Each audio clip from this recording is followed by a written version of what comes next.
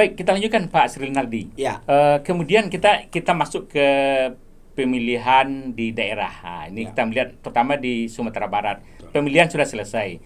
Kemudian kita melihat terakhir ini banyak juga yang yang mengajukan ke MK gitu ya. Gugatan ya, mengajukan gugatan. Tapi secara peraturan itu memang dibolehkan gitu ya. Ya.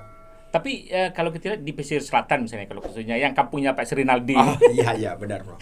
Itu kan kalau berdasarkan hasil di KPU ya untuk Sumatera itu kan beda persentasenya agak tinggi. Itu dalam peraturan memang bisa diajukan itu ya, gugatan. Jadi dalam sengketa hasil atau perselisihan hasil pilkada itu memang alternatifnya memang harus dibawa ke Mahkamah Konstitusi. Nah, cuma kan Mahkamah Konstitusi juga membatasi bahwa di pasal 158 Undang-Undang Nomor 10 2016 itu menegaskan bahwa gugatan atau sengketa hasil ini bisa diperiksa atau bisa dibawa dalam konteks persidangan itu ya memang harus memenuhi syarat formilnya.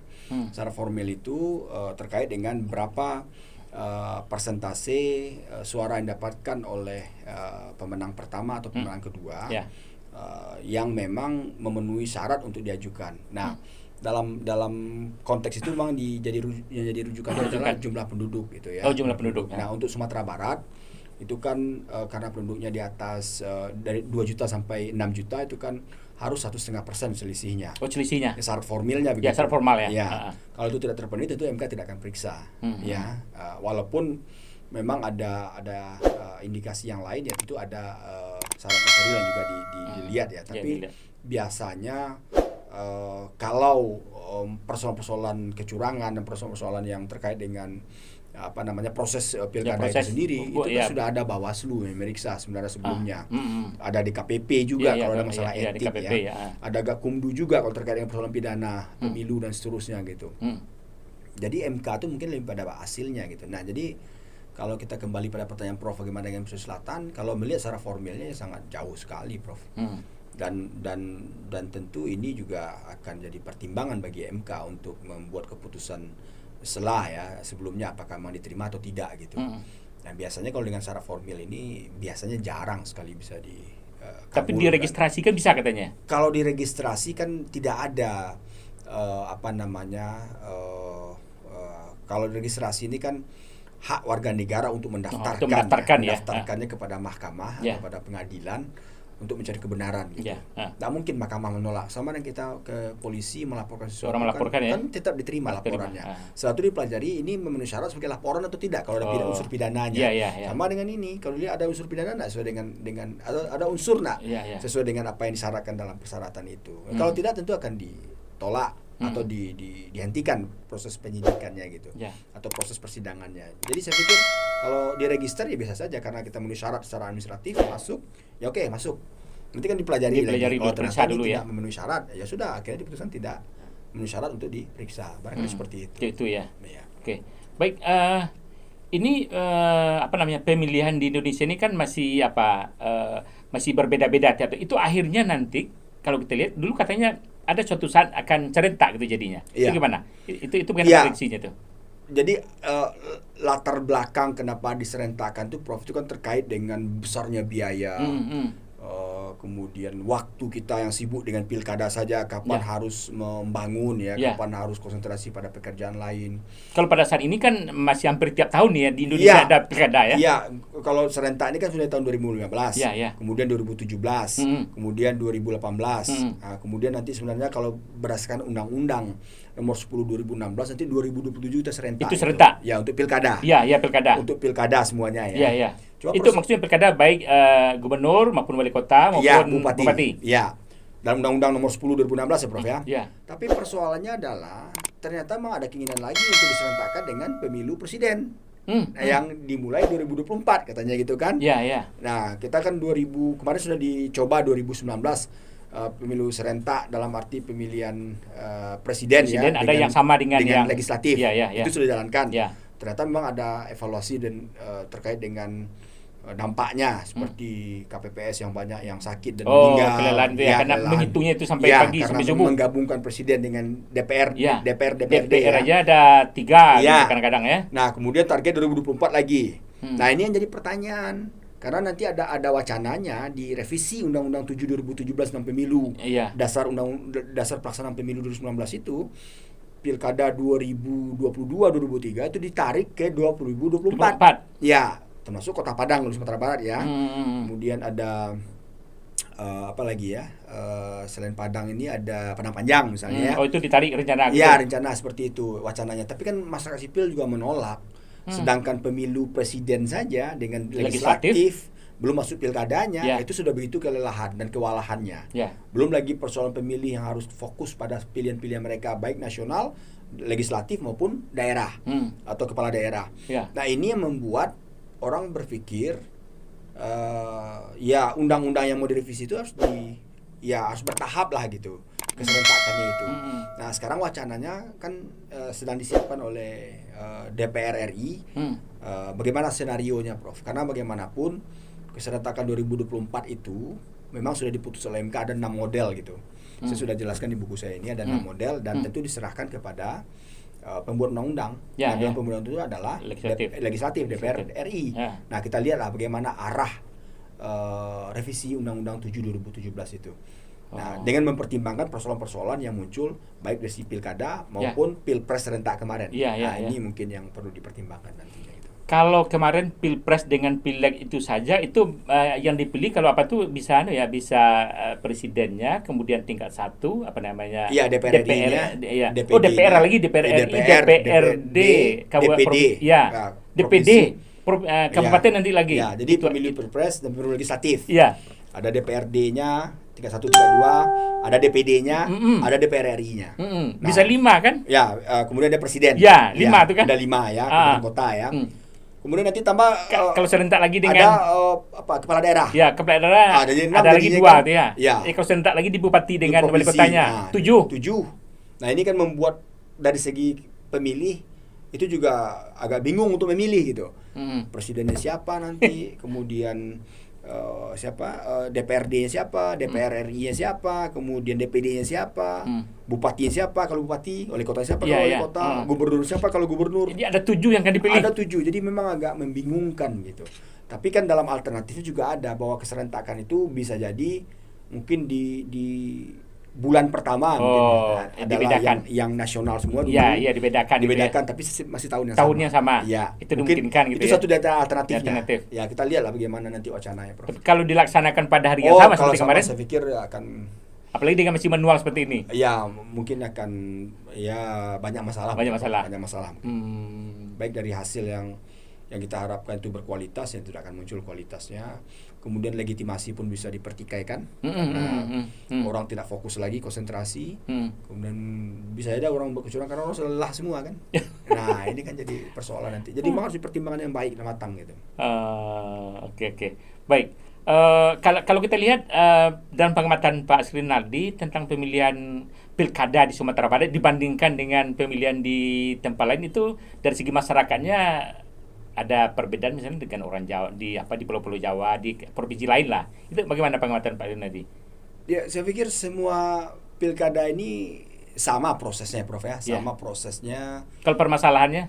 Permasalahannya sama saja menurut saya gitu ya. Dari segi masyarakat gitu. Budaya politik masyarakat juga hampir sama gitu ya. Walaupun saya mengatakan Sumatera Barat cukup rasional. Tapi kan rasionalitas ini kan juga banyak indikatornya gitu kan. Dalam arti apakah masyarakat di perkotaan, apakah masyarakat di pedesaan itu kan sama budaya politiknya, saya pikir juga akan sama saja menurut saya di banyak daerah gitu. Nah, sekarang yang jadi persoalan itu adalah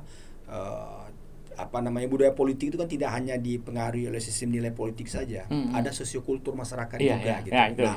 Di masyarakat Sumatera Barat atau Minangkabau itu kan budaya demokrasi yang egalitarian itu sudah berkembang gitu.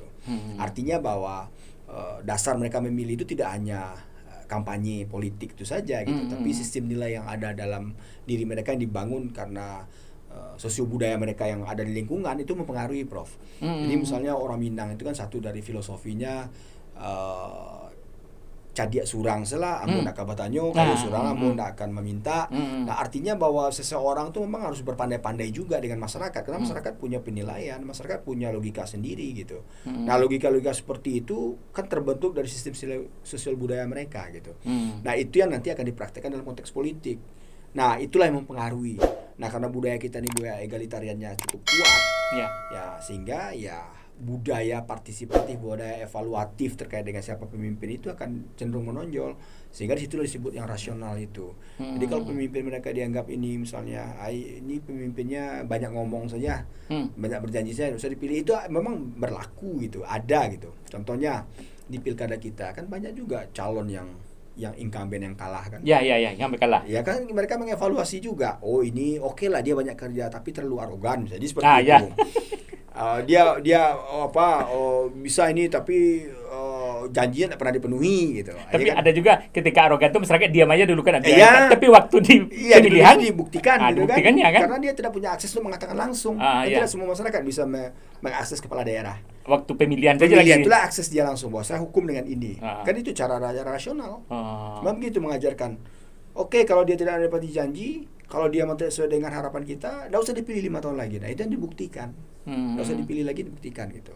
Tapi memang harus ada juga kajian yang mendalam, berapa persen yang memang berpikir seperti itu. Karena bagaimanapun partisipasi itu memang ada juga yang dimobilisasi, Prof. Artinya ya konteks kita ini, makanya saya katakan tadi di Sumatera Barat ini ya dalam konteks masyarakat di perkotaannya tidak jauh berbeda lah dengan di kota-kota besar lain ya. Karena memang ada informasi di sana, ada akses media di sana, sehingga dia dapat informasi, dapat pengetahuan terkait dengan calon atau proses pilkada itu.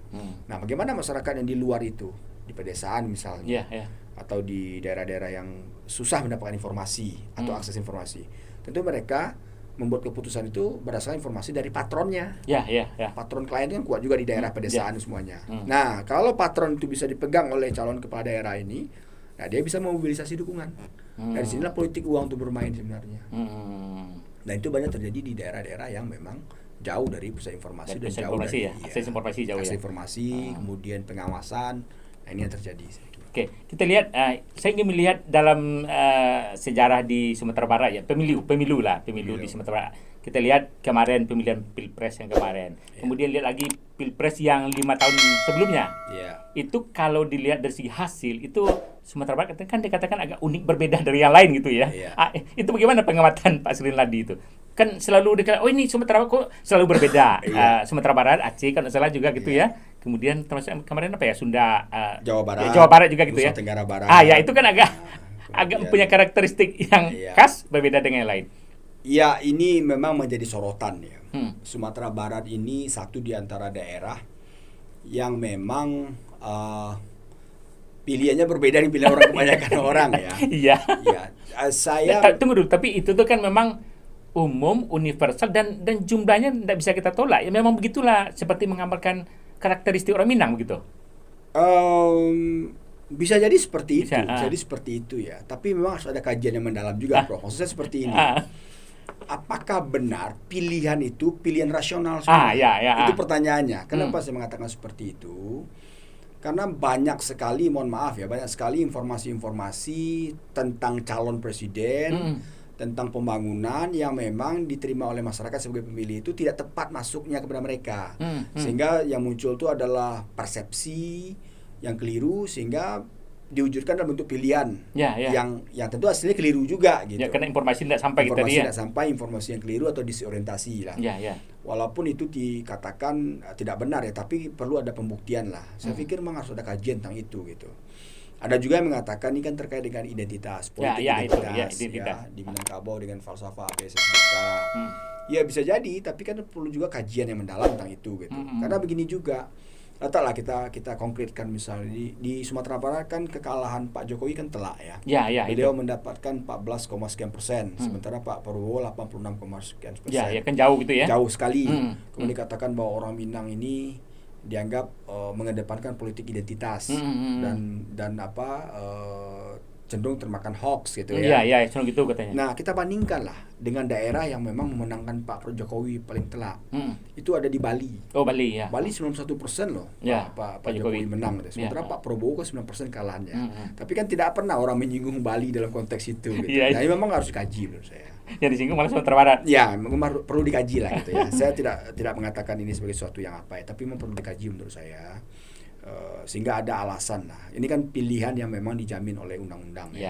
Pilihan jamin undang-undang. Jadi kita tahulah karakter rasionalitas seorang memilih gitu. Karena memang dalam konteks demokrasi yang berkualitas itu pilihan-pilihan orang itu memang harus rasional gitu. Nah, ini yang saya belum menemukan kajiannya seperti apa. Mudah-mudahan ada kajian tentang itulah. Dan saya berminat untuk mengkaji itu. Karena dia 2 periode ya agak berbeda ya. Iya, malah turun kan. Mestinya kan kalau dilihat dari upaya Pak Jokowi itu kan juga banyak. Sumatera Barat misalnya memberikan program pembangunan dan seterusnya gitu kan. Tapi ternyata turun ya dari 23 jadi 14 ya. Itu jadi pertanyaan juga. Kenapa bisa turun gitu? Padahal kan dalam konteks kita memahami perilaku memilih masyarakat, sepanjang masyarakat diberi program pembangunan, diperhatikan kesejahteraan mereka, diberi sesuatu yang terkait dengan pembangunan ekonomi mereka, itu akan membantu suara naik gitu. Tapi ternyata turun gitu. Ternyata turun malah ya. Turun, dan banyak orang mengatakan dia juga karena informasi yang keliru didapatkan mereka. Itu mungkin yang perlu dikaji. Itu salah satu asumsi. Apakah benar itu ya? Apakah benar atau tidak itu perlu dikaji. Oke. Baik, kalau menurut Pak pandangan Pak Remdi, kalau berdasarkan itu memang sudah ada penjelasan kenapa tadi Sumatera Barat dan juga tadi Aceh, Bali, Nusa Tenggara Barat ya. Punya karakteristik kira-kira Sulawesi Selatan juga. Sulawesi Selatan itu apa yang kok bisa seperti itu, mirip dia tuh? Iya, itu yang saya katakan tadi Prof, karena kalau lihat latar belakang kita itu kan latar belakang yang latar belakang yang falsafah adat berbasis syarak-syarak misalnya kita buat tadi ada religinya tinggi gitu ya. Jadi mungkin itu dikaitkan lah, tapi fakta itu kan bisa kita kaitkan. Aceh juga agamanya juga kuat dan konteks Muslim Islamnya Kemudian Jawa Barat juga kemudian Nusa Tenggara Barat juga gitu. Tapi itu kan baru asumsi, baru dugaan Tapi fakta emang seperti itu. Tapi tentu kebenaran ilmiahnya harus dilakukan riset lah. Apakah memang gara-gara itu gitu. Apa gara-gara itu sehingga orang cenderung memilih gitu. Apalagi banyak mengatakan calon presiden ini dikelilingi oleh orang-orang seperti ini, yang ini dikelilingi seperti ini, sehingga akhirnya informasi tidak sampai itu jadi kebenaran bagi mereka untuk memilih gitu. Nah, ini barangkali yang perlu dibuktikan. Perlu kajian lagi Betul, karena tidak bisa kita simpulkan Prof. Kalau dikatakan seperti itu nanti orang malah, karena memang ada juga mengatakan Sumatera Barat ini orangnya termakan hoax. Marah kan? ada juga yang mengatakan kami tidak makan hoax, kami rasional. Susah juga kan. Oke. Baik, kemudian kita bagian terakhir ini, bagaimana harapan Pak Sunardi sebagai pengamat politik untuk calon-calon yang apakah gubernur dengan pasangannya, bupati dengan pasangan wali kota, dan pasangan akan dilantik ini ya. Nah, itu kan mereka terpilih yang akan dilantik, itu bagaimana harapan sebagai seorang pengamat lah tentang orang-orang yang akan dilantik ini sebagai seorang pejabat negara gitu ya. Pertama jelas kita mengucapkan selamat lah, karena sudah ada beberapa yang ditetapkan yang tidak bersengketa ke MK itu ditetapkan sebagai pemenang. Ya udah, tinggal pelantikan lagi. Kalau bersengketa ke MK itu kapan? Ya paling tidak tentu sebenarnya MK semakin cepat semakin baik ya. Cuma kan MK ini kan juga karena juga beban kerjanya tentu ada yang bersengketa banyak. Ya mungkin juga perlu waktu juga untuk memeriksa ya. Ya mudah-mudahan cepat, karena masa untuk gubernur, masa jabatan gubernur itu kan habisnya kan pertengahan Februari. 12 Februari kalau salah sudah selesai itu. Kalau memang tidak diputuskan ditolak oleh MK, berarti kan setelah itu beberapa hari atau beberapa minggu setelah itu bisa dilantik gubernur. Setelah gubernur dilantik baru wali kota bupati dilantik oleh gubernur kan. Tanggal 17 kan adalah bupati wali kota ya. Nah, kalau memang memungkinkan gubernur nanti dulu, karena sekarang gubernur kan digugat juga ini hasilnya ya. Nah, kita lihat lah, mudah-mudahan cepat itu. Kalau enggak mungkin awal Maret lah gitu. Dan kita berharap tentunya kepada yang menang, pertama adalah bahwa pemimpin itu kan amanah. Nah, amanah itu kan terkait dengan apa yang diucapkannya ketika kampanye. Nah, kita kan tidak ingin dicap sebagai orang yang munafik juga gitu kan. Masyarakat kita kan ada cerdas juga. Penuhi aja lah amanah itu gitu.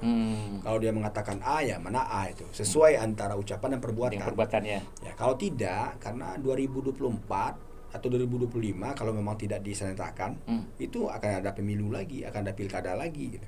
Dan masyarakat menilai. Masyarakat menghukum di sana itu. Nah, kan sudah dibuktikan di banyak tempat. Ya. Ya, satu di antaranya di Kampung Prof. Pesisir Selatan. Pesisir Selatan di Bukit Tinggi, misalnya, kota ya, di kota Bukit Tinggi. Banyak juga incumbent yang indah ini kan. Ya. Yang di Tanah Datar juga incumbent kalah, di mana lagi ya. Jadi saya pikir itu penting juga untuk kita pahami bersama bahwa masyarakat kita tidak selamanya juga tidak tahu dengan apa yang dilakukan oleh pemimpinnya. Dia menilai tapi dia diam. Ya. Jadi silent majority. Nanti diungkapkan ketika hari pencoblosan. Nah, itulah Prof. Bahwa kita baru sadar, oh ternyata saya memang keliru memimpin. Nah, mungkin di situ. Oke, baik. Terima kasih Pak Asrinaldi sudah hadir. Sobat FCC, beliau adalah Dr. Asrinaldi MSI, dosen FISIP Universitas Andalas, dan sering memberikan pemahaman, penjelasan tentang masalah pilkada, masalah politik di Sumatera Barat secara umumnya, secara khusus, dan di Indonesia pada umumnya. Terima kasih sekali lagi Pak Slay sudah hadir ya. Mudah-mudahan bermanfaat bagi kita semua. Amin. Sobat OPSISI, demikian perjumpaan kita dalam gelar bicara program OPSISI Seru pada episode yang ke-41 ini. Sampai bersua kembali pada episode berikutnya. Assalamualaikum warahmatullahi wabarakatuh. Waalaikumsalam.